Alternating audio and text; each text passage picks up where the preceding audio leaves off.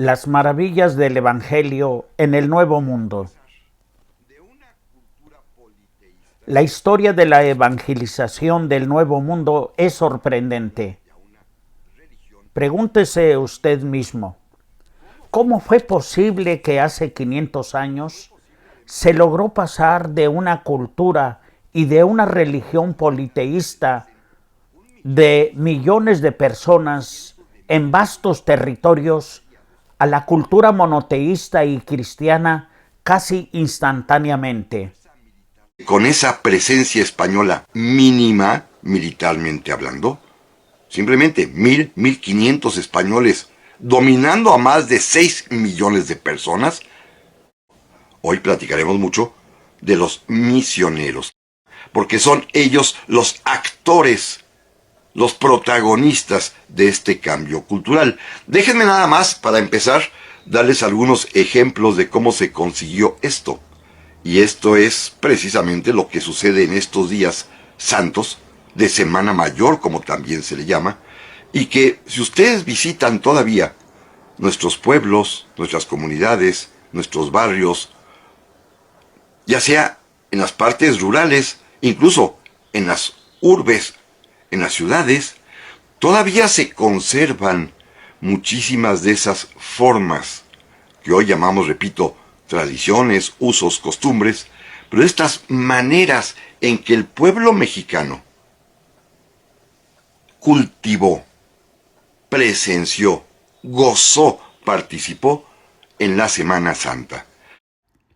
Una espiritualidad que se arraiga desde la caída de la Gran Tenochtitlán y perdura hasta nuestros días.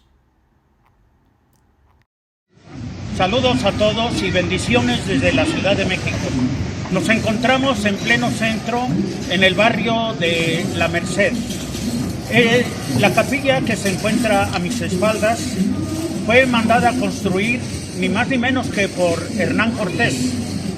Una vez tomada México Tenochtitlán, Hernán Cortés mandó construir varias iglesias como esta que está a mi espalda para proteger a la México Tenochtitlán.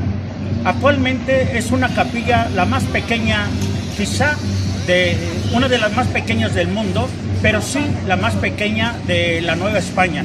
Actualmente se encuentra en servicio, de suyo en este momento está la adoración al Santísimo, una religiosa está ahí se encuentra.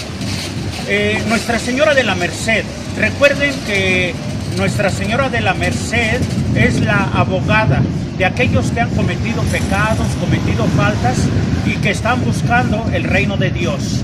Cuando Jesucristo habla acerca de la hipocresía de aquellos que se creen santos, les dice una frase muy fuerte: de verdad que las prostitutas y los publicanos los van a adelantar en el reino de los cielos. Aquí tenemos un gran ejemplo. Mucha gente que se ha visto empujada a vivir estilos de vida poco agradables a la sociedad moderna, encuentran aquí el cariño y el amor de Nuestra Señora de la Merced. Saludos desde el barrio de La Merced, en la Ciudad de México. Bendiciones. ¿Les gustaba mucho el Domingo de Ramos asistir a las parroquias, a los conventos, a los templos, para que bendijeran las palmas? ¿Se acuerdan de esa tradición tan bonita? Todavía se estila, en la que las personas llevan sus palmas, muchas veces ya trenzadas en forma de cruz, para que el sacerdote las bendiga.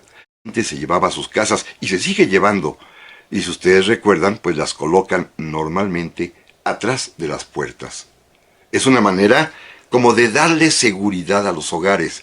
Esto sucede desde el momento mismo en la primera Semana Santa, allá por 1523-24, en que los misioneros comenzaron a participar, a interactuar con las poblaciones originarias. Bendecir las palmas, llevarlas el Domingo de Ramos a que el sacerdote les arroje agua bendita y después colocarlas detrás de las puertas, como un símbolo de garantía de seguridad para el hogar. Pero bueno, los días importantes de la Semana Santa, como ustedes bien lo saben, y que además provocaron un entusiasmo enorme a nuestros habitantes originarios. Fíjense, los misioneros tuvieron la destreza, la sensibilidad de poder identificar que en el pueblo y originario mexicano, sean mexicas, sean otomís, sean zapotecas, sean purépechas, sean mayas, había una especie de natural vocación al actuar, al estar en escena, al hacer cosas, a ser actores y protagonistas de eventos. Y esto, pues lo entendieron muy bien los misioneros y le dieron un sentido muy claro.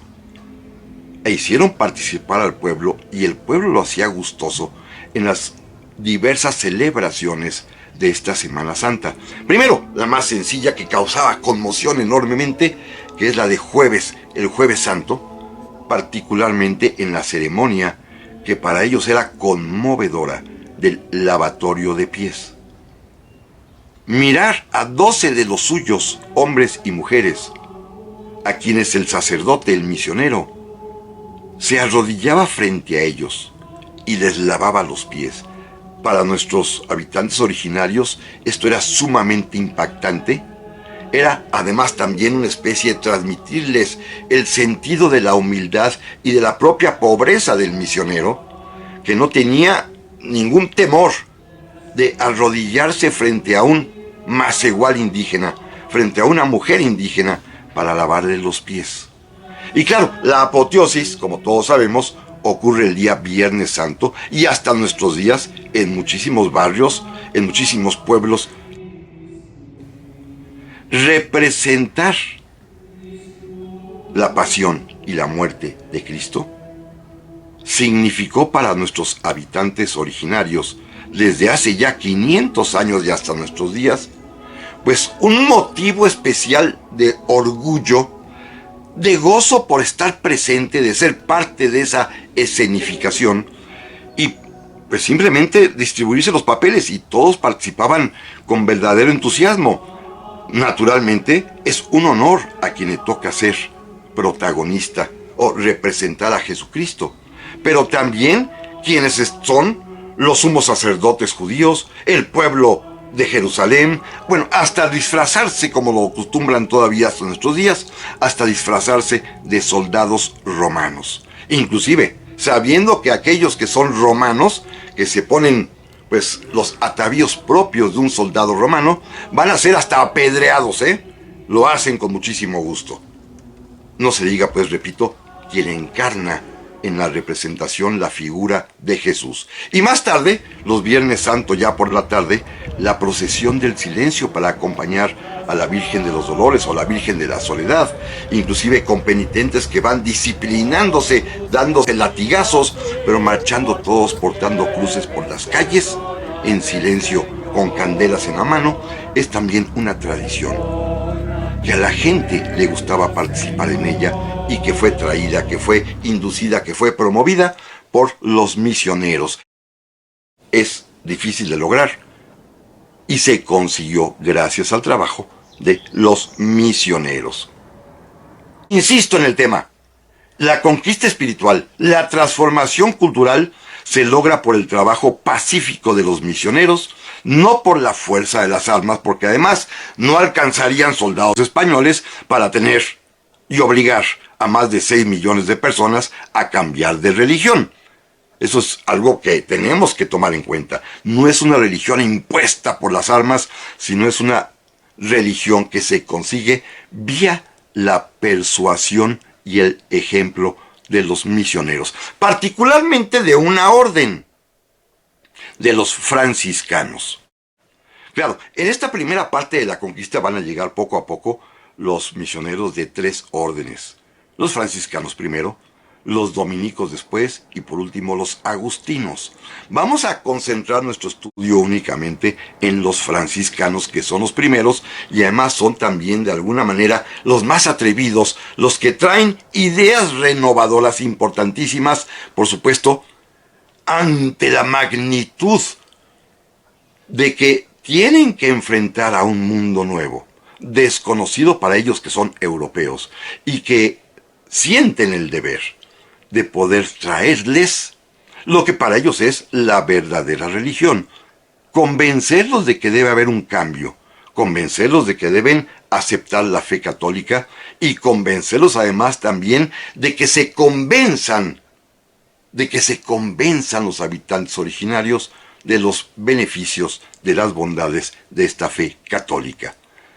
Como todos sabemos, los franciscanos son los primeros en llegar a la Nueva España. También sabemos que esta primera expedición, que llega en el año de 1523, la integran tres misioneros españoles. Los tres de ellos de origen flamenco, es decir, de lo que hoy diríamos de Bélgica, de esta zona de Europa, en donde, por cierto, allí había nacido y había vivido toda su infancia y juventud el emperador Carlos I, Carlos V, del cual ya hablamos en capítulos anteriores. Él, flamenco también de origen, pues tenía mucha cercanía con los frailes franciscanos, que habían sido inclusive sus maestros, sus preceptores, pero a la conquista espiritual, a la evangelización, si ustedes quieren llamarla así, finalmente a este cambio de la mentalidad, cambio cultural que sucedió entre los habitantes originarios de la entonces ya llamada Nueva España hace 500 años, para transformarlos de una religión politeísta al monoteísmo católico. Y comentábamos hace unos momentos, que ahí nos quedamos, en que esto corresponde, está a cargo de los misioneros, particularmente, y que son los que vamos a examinar en este programa, de los misioneros franciscanos, recordando que llegaron tres primeros en 1523, Fray Juan de Ahora, Fray Juan de Tecto y Fray Pedro de Gante, que todos conocemos, y que son los tres de lo que podríamos llamar la nacionalidad flamenca, nacidos en lo que hoy es Bélgica, en donde en la ciudad de Gante estaban en un convento, y que además tenían cercanía con el emperador, rey de España Carlos I, emperador del Sacro Imperio Romano Germánico Carlos V, quien había nacido en Bruselas y había vivido toda su infancia y juventud allí en esa ciudad, y sus maestros, sus preceptores, habían sido precisamente franciscanos. Miren, son varias las circunstancias que concurren para que sean ellos, los franciscanos, además flamencos, los que vengan a la Nueva España. Primero, por supuesto, porque conocen al emperador, han sido sus maestros. Segundo, porque han educado al emperador, que esto es algo más importante todavía. Y además también lo han educado en una de las tradiciones modernas de la filosofía católica. Apenas en ese tiempo acaba de aparecer, unos años antes, un pensador, un filósofo, un sacerdote también flamenco, que revoluciona el concepto de la filosofía moderna y también revoluciona el concepto de lo que debe ser la Iglesia. Y me refiero, ustedes habrán oído hablar de él, a este gran filósofo crítico además de la propia Iglesia, que se llama Erasmo de Rotterdam. Un hombre que hoy llamaríamos de nacionalidad holandesa porque nació en Rotterdam, pero que forma parte de esa sección, de ese territorio llamado Flandes en aquel tiempo, que es la cuna de Carlos V.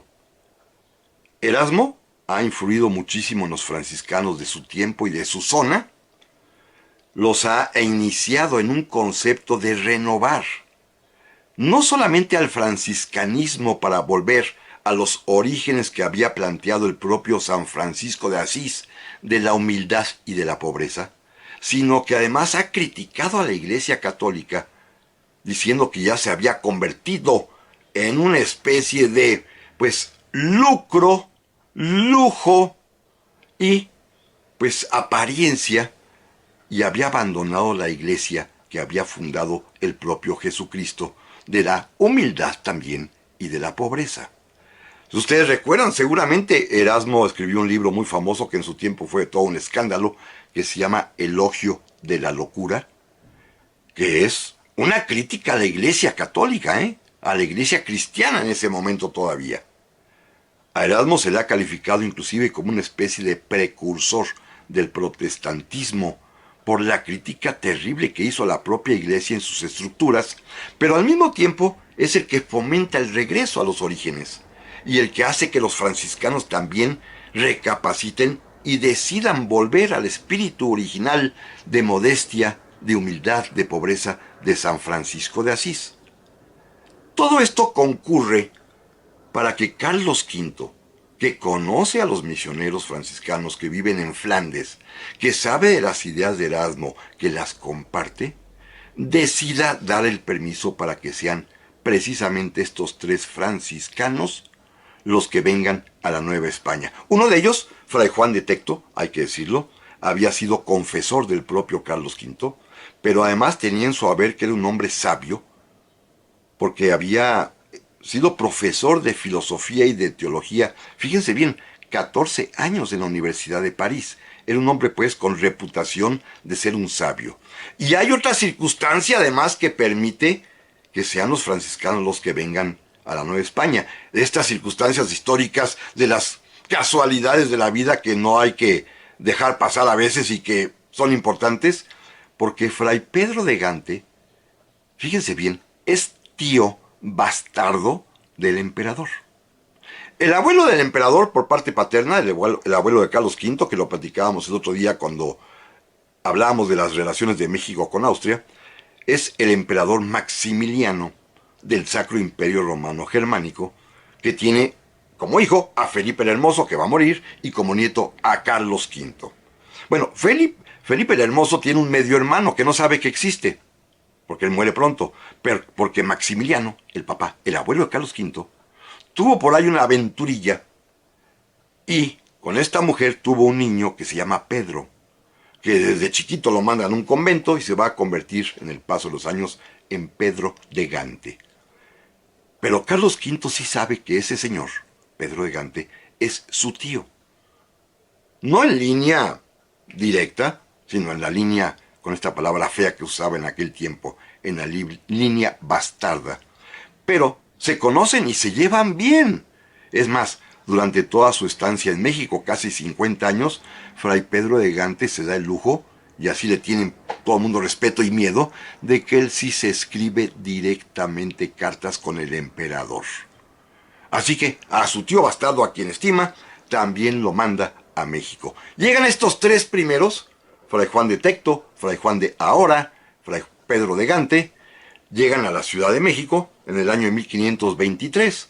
Se dan cuenta que la ciudad está totalmente destruida y Hernán Cortés los destina y le dan como sitio de residencia a estos 3 primeros franciscanos la ciudad de Texcoco, que está intacta.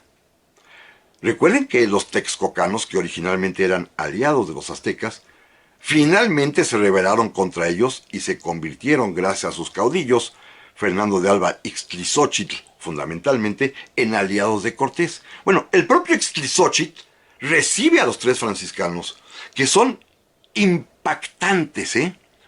Todo mundo lo ve, los miran con su sayal, con su hábito viejo, descalzos, y se dan cuenta que los propios españoles, comenzando por Hernán Cortés, se arrodillan frente a ellos y les besan las manos.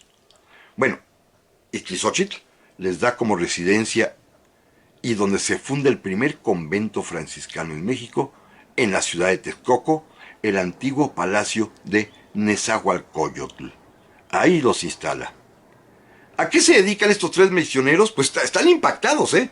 Tecto, Ahora, Gante, pues están viendo un mundo absolutamente nuevo. Se dedican a pasear, a caminar, a tratar de averiguar, y descubren algo fundamental. Para poder predicar la fe cristiana, para poder llevarles la buena nueva del mensaje de Cristo a texcocanos, a mexicas, a tlaxcaltecas, lo más importante de todo es poder aprender las lenguas que se hablan en la tierra. Y este es el primer gran paso cultural. Fíjense lo interesante, no se obligó a los habitantes originarios a hablar español. Al contrario, los misioneros españoles se obligaron a hablar las lenguas indígenas. Cuando lleguen los siguientes misioneros, y le pregunte uno de ellos, el que viene como superior, Fray Martín de Valencia, Fray Pedro de Gante. Oigan, y en estos 6, 7 meses que están aquí, ¿qué han hecho? Pues los misioneros, Gante, Tecto, ahora le responden, aprendiendo algo que no nos enseñó San Agustín, una nueva teología, ¿cuál? Aprender la lengua del lugar. Sin eso no se puede. Y los tres, porque eran sí, muy empeñosos e inteligentes, en poco tiempo aprendieron a hablar el náhuatl. Fray Pedro de Gante, por supuesto, lo va a dominar, es el que más va a vivir. Los otros dos morirán muy temprano, ya eran hombres mayores, pero Fray Pedro de Gante, que decía yo hace un rato, va a sobrevivir casi medio siglo aquí en la Nueva España. Es un hombre que va a dominar perfectamente bien el idioma náhuatl, que es en el que se comunica con todos sus feligreses. Es decir, lo primero fue respetar la lengua del lugar. Lo segundo fue que los misioneros hablaran esa lengua. Y ya lo tercero, como corolario, los propios indígenas pronto se van a volver bilingües. Pero esto por otras necesidades. Por ejemplo, para poder trabajar o para poder comerciar, pues ellos mismos van a ver la necesidad de aprender el castellano. Pero en un principio, son los misioneros los que hablan el náhuatl. Así, al poco tiempo, ya para 1524, en el mes de junio, va a llegar una segunda expedición o un segundo grupo de franciscanos ya enviados desde España, todos ellos ya de origen español, pertenecientes a una rama franciscana reformada, que eran los seguidores de Erasmo de Róterdam, los que querían una iglesia renovada, nueva, fresca, conforme al espíritu original de Jesucristo, una iglesia de pobres, una iglesia de humildad, una iglesia en la cual no hubiera la soberbia lujosa en que había caído la iglesia cristiana allá en Europa. Llegan estos 12, que todos hemos oído hablar de ellos, encabezados por Fray Martín de Valencia, y entre los que viene uno que va a ser muy importante, Fray Toribio de Benavente, aquel que por su forma de andar tan humilde, por andar descalzo, con su hábito todo raído, los indios llamaron Motolinia, y él quiso llamarse así siempre, Motolinia.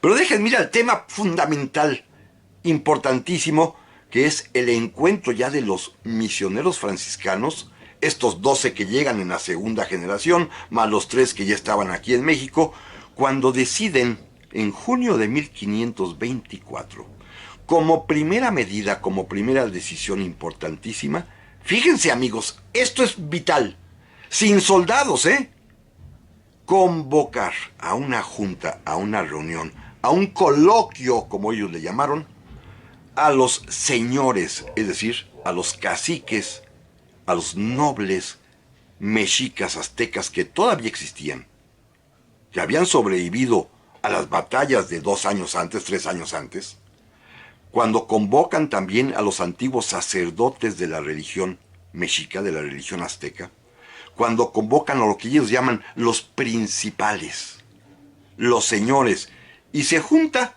una veintena, unos 20 de estos señores aztecas, de estos señores mexicas, entre nobles, entre antiguos dirigentes, entre jueces, entre sacerdotes, en fin, inclusive los familiares sobrevivientes de Moctezuma y de Cuauhtémoc. Se reúnen a platicar estos 20 con los 12. Los 12 que encabeza Fray Martín de Valencia y entre los que se encuentra Fray Toribio de Benavente, que después se llamará Motolinia, no saben todavía la lengua náhuatl. Los que ya la saben y los que más o menos la dominan son, por supuesto, los 3 frailes originales franciscanos que llegaron, Fray Juan de Ahora, Fray Juan de Tecto y Fray Pedro de Gante, quienes fungen más o menos de intérpretes traductores. Este documento, que son los coloquios que sostienen los 12 con los señores indígenas, que es un documento fundamental, hay muchas ediciones de él, ya les recomendé yo una en el libro de Christian Duverger, hay otro más que publicó la UNAM, que es la transcripción que hizo el propio Miguel León Portilla. La filosofía náhuatl es inseparable de Miguel León Portilla. Este monumento se lo dedica la ciudad de Texcoco, por la labor que se hizo en honor de la palabra. Por supuesto, y retomaron al día siguiente el diálogo, y la cosa cambió radicalmente. Con la presencia de las mujeres aztecas, con la presencia de los niños mexicas, cambió totalmente. Los misioneros volvieron a insistir en el tema. Y cuando volvieron los señores aztecas a decir que no iban a renunciar, porque eran sus dioses que les habían legado vuestros padres, sus padres, los misioneros preguntaron, oigan, pero sus dioses fueron incapaces de defenderlos y cayeron perdidos, fueron derrotados. Y no por españoles, por españoles y por miles de indios aliados. Y entonces un señor azteca dijo, bueno, en eso es cierto. Fue la primera vez que reconocieron que habían sido, pues, de alguna manera, derrotados y que sus dioses no lo habían impedido, que eran falibles. Y entonces ya los misioneros, armados de valor con este primer punto de victoria, comenzaron a atacar con argumentos. Y el argumento decisivo fue hacia las mujeres. Primero, ¿de veras quieren que sigan estos dioses que exigen sacrificios humanos? Los dioses que les han arrebatado a sus hijos para comérselos. ¿De veras quieren que esto siga? Miren, ya tenemos ahora cochinitos, puerquitos, marranitos que están sustituyendo el alimento y ya vieron qué rico es el cochinito. Primer argumento capital, las mujeres inmediatamente aceptaron que lo más doloroso de la religión había sido que se arrebataban los hijos para el sacrificio. Ellos no, porque eran aztecas, pero sí comprendían lo que sufrían las mujeres texcocanas, tlaxcaltecas, huejotzingas, otomís, zapotecas, a quienes se les exigían hombres, jóvenes, para el sacrificio humano. Las madres se quedaban sin hijos. Y segundo argumento capital que emplean los misioneros. Oigan, ustedes, todas son las esposas de un señor. Pues sí, somos en este caso 13, o en este caso 17, en otro caso nada más 4. Pues fíjense que la religión nueva, que además pide un solo Dios, también exige una sola mujer. Ya no va a haber poligamia. Un señor ya no va a tener muchas esposas, sino solo una. Y esto, que ellas estaban acostumbradas a la poligamia, a ser varias mujeres las de un hombre, las propias mujeres son las que se rebelan y se dan cuenta que más vale ser la única. Es una decisión de las mujeres. Primero, insisto y repito, por estar en contra del sacrificio humano que exige que entreguen sus hijos, y segunda, por la posibilidad de ser la única y que ya no comparta la vida el esposo con otras mujeres. Y después de esto, platicaron entre ellos, y los señores principales aztecas reconocieron, fíjense qué hermosas palabras, señores, nuestros dioses han muerto, y aceptaron el cambio de religión porque sus dioses habían muerto. ¿Gracias a qué? A la participación y a la actitud de las mujeres que decidieron, ellas, ser las primeras en cambiar de religión.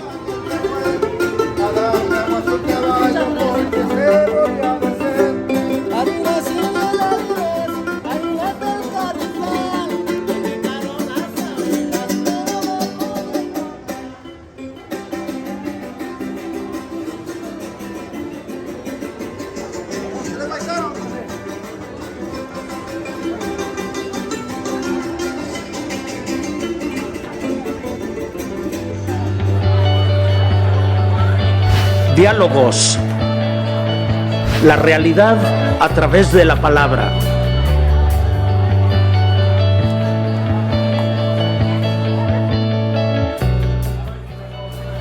El problema es que la realidad no es como es, sino como se vive.